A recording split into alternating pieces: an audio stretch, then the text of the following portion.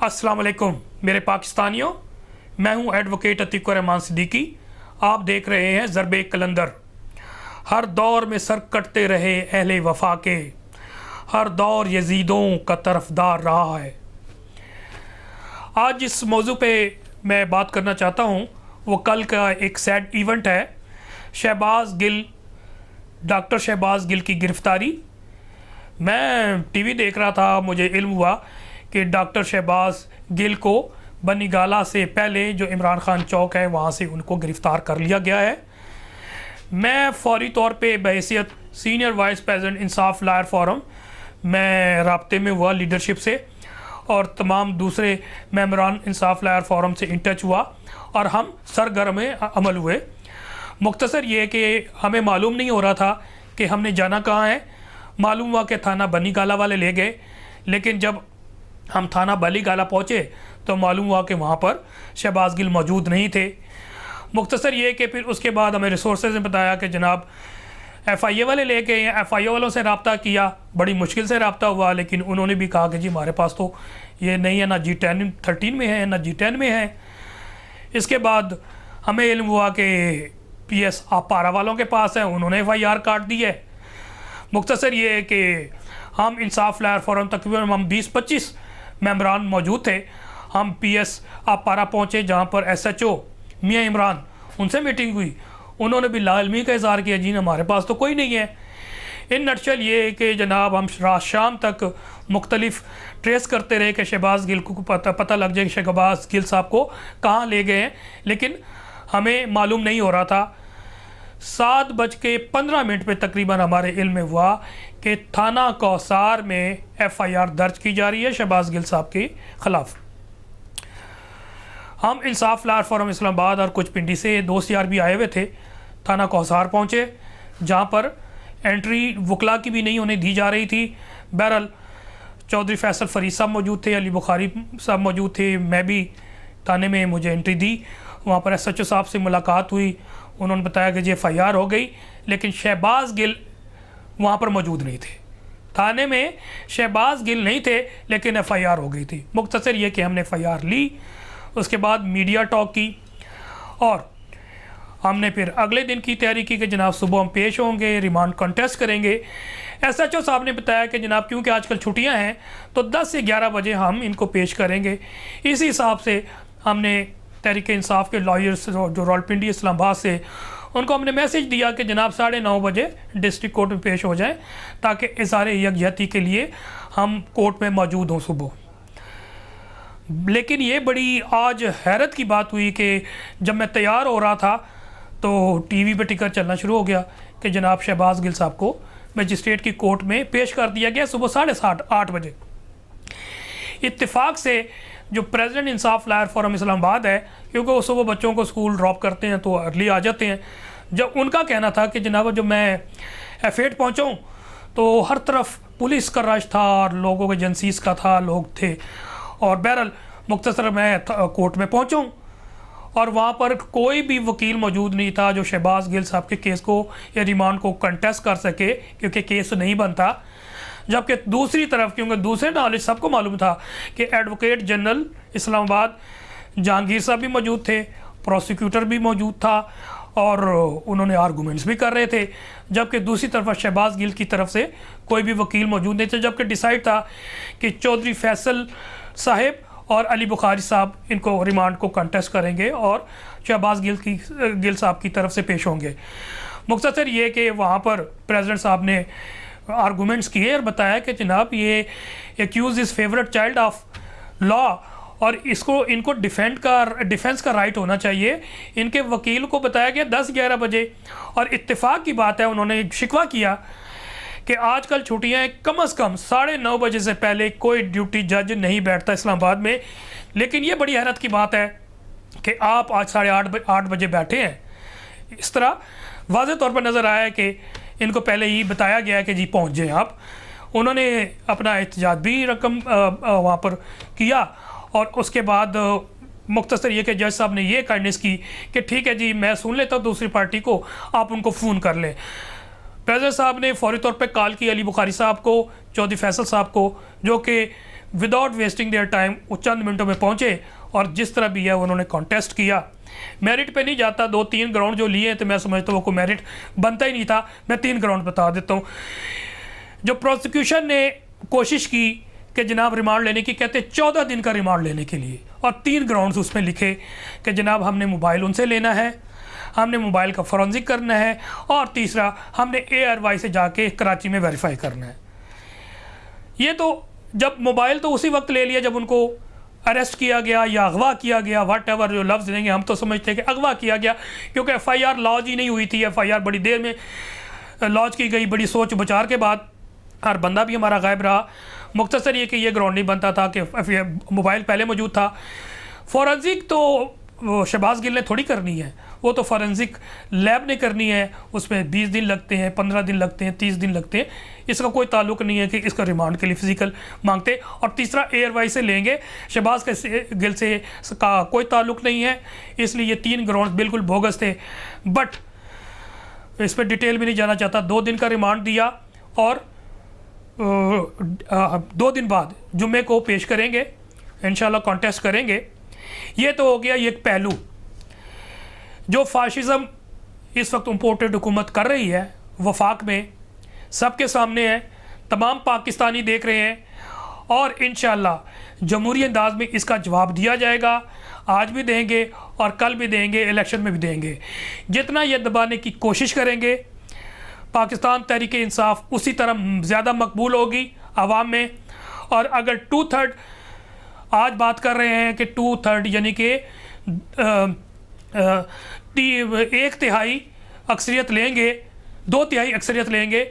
अगर ये हरकतें ये कर रहे हैं जो राना सनाउल्लाह कर रहा है बिहाफ पे फेडरेशन के, जो ये कर रहा है, तो ये 3/4 पाकिस्तान तहरीक इंसाफ इंशाल्लाह सीटें निकालेगी और भरपूर तादाद में वफाक में और प्रोविंस में अपनी हुकूमत बनाएगी। ये तो बाकी जो रह गई जो शहबाज गिल साहब के बारे में कि इन्होंने कोई नाजेबा अल्फाज अदा किए, कोई उकसाने की कोशिश की।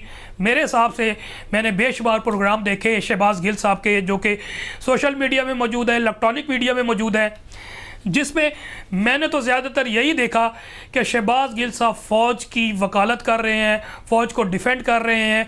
और बल्कि इमरान खान साहब को भी कोट किया कि इमरान खान साहब ने कहा, हमारे लीडर ने कहा कि हमारी फ़ौज मेरी ज़ात से भी ज़्यादा पाकिस्तान के लिए ज़रूरी है। फ़ौज को हर जगह पे शहबाज गिल ने डिफेंड किया। मुझे नहीं मालूम कि किस तरह इनको मुकदमा बनाया गया है, ये टोटल सियासी है। और इंशाल्लाह आज नहीं तो कल ये मुकदमा क्वैश हो जाएगा, डिस्चार्ज हो जाएंगे। वक्ती तौर पे मुसीबत है, इंशाल्लाह ये भी दूर हो जाएगी।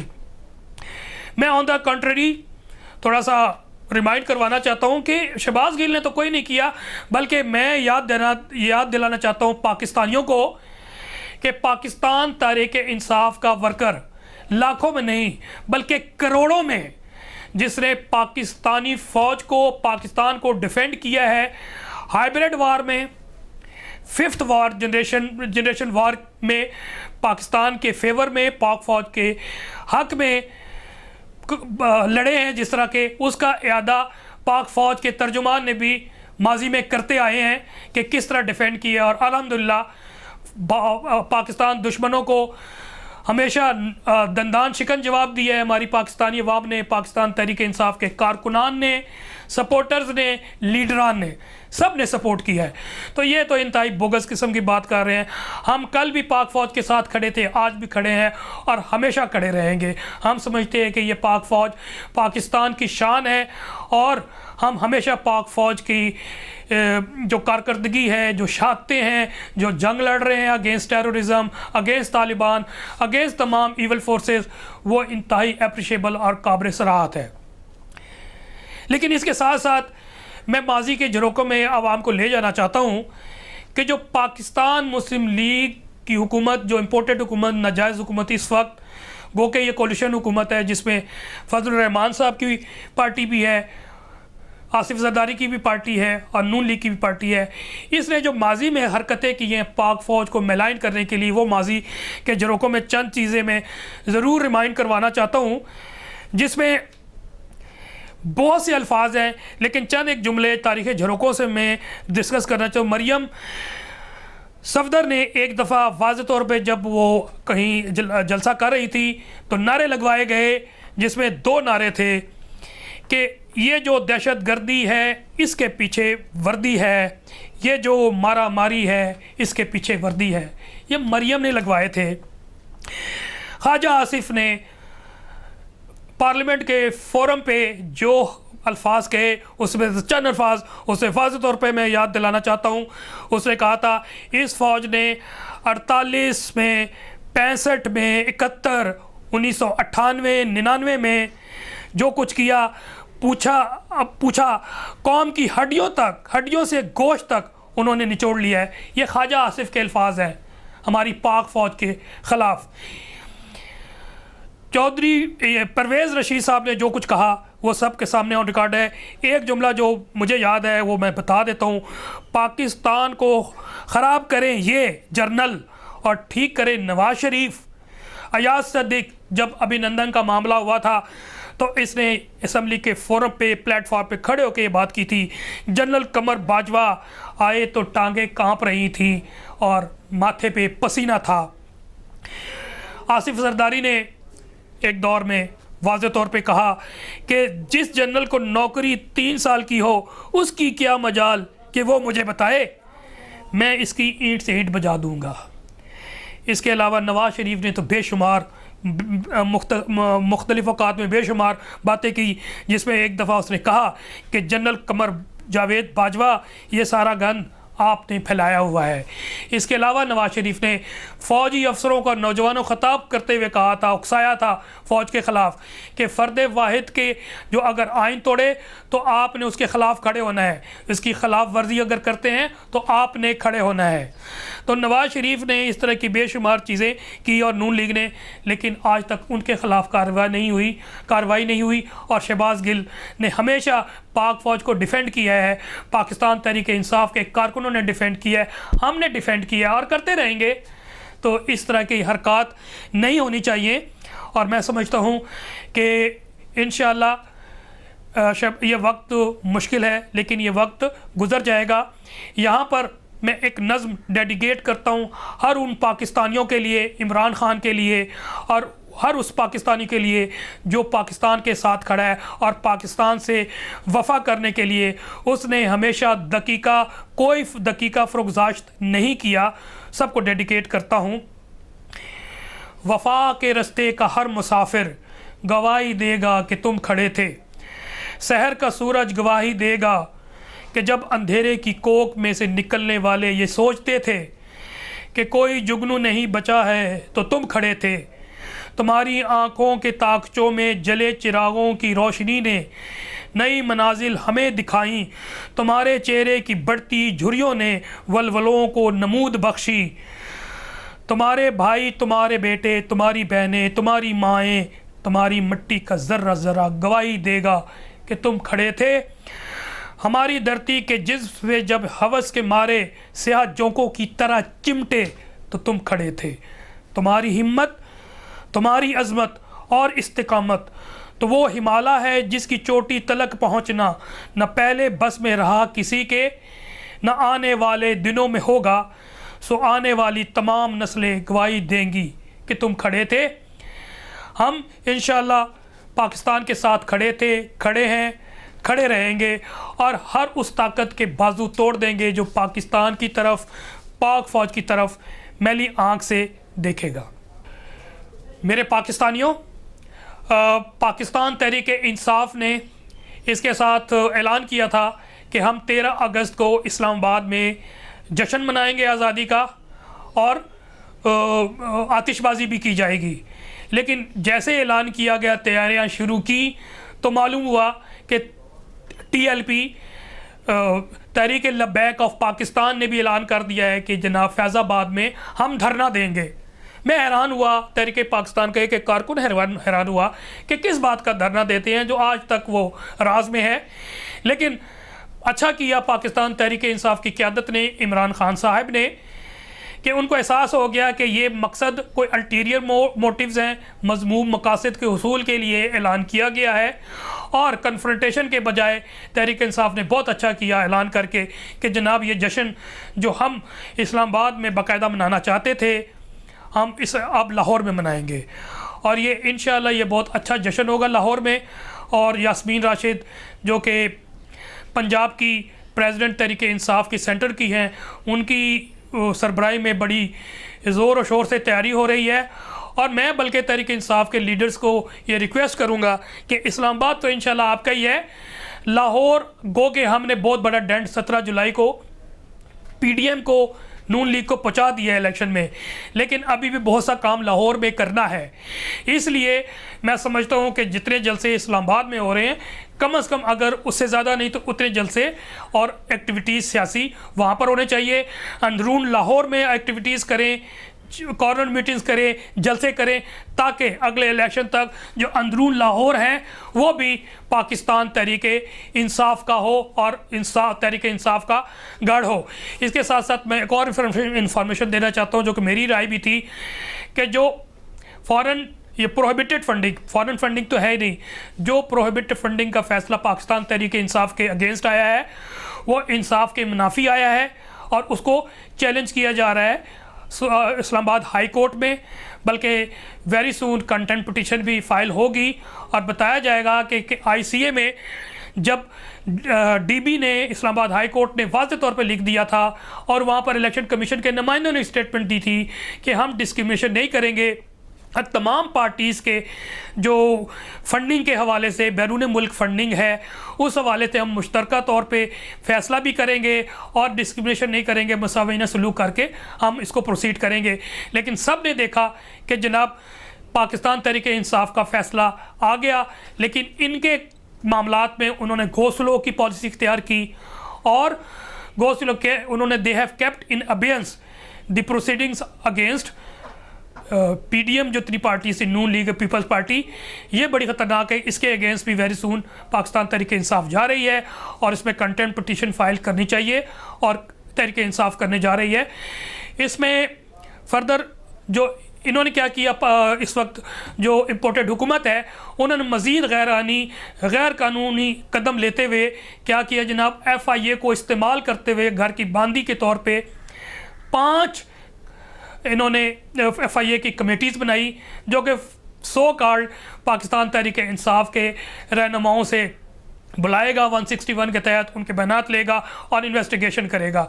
जबकि मेरी राय पहले भी थी कि FIA को इस मामले में कोई इख्तियार नहीं है, इसमें कोई पब्लिक ऑफिस का मामला नहीं है, कोई गवर्नमेंट एक्सचेकर का काम नहीं है, ना ये इलेक्शन कमीशन के एम्बेड में आता है ना ये FIA के एम्बेड में आता है।